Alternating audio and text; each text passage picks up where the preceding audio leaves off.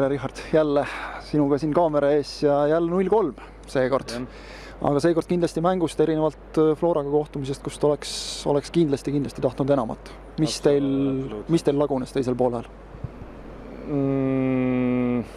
Kontratega nõelasid seal 2 korda ja eks see saigi määravaks.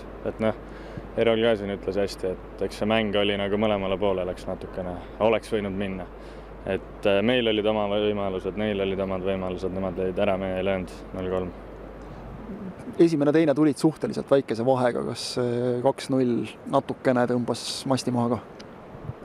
Ma ei usu, et 2-0, sellest on nagu võimalik veel välja tulla, aga eks see kui kolmas tuli, siis oli nagu juba raske.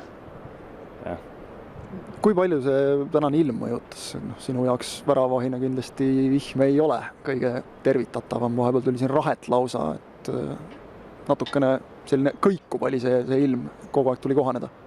Täiesti okei. Mina pooldan kiiret jalgpalli.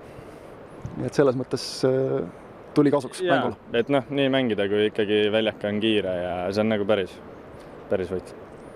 Esimesest poolajast teil on ilmselt natuke rohkem kaasa võtta, seal te olite mängus sees kenasti, see oli ju tegelikult täiesti võrdne poolaeg mõlemal omad võimalused. Oli küll jah, et ma ütlekski pigem teine poolaeg läks nagu rappa.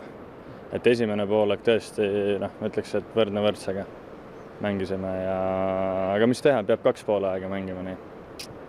Kuressaarega endiselt ju punkt vahet siiski, nii et ega te loomulikult võitlust ei jäta? Muidugi mitte, võitleme lõpuni.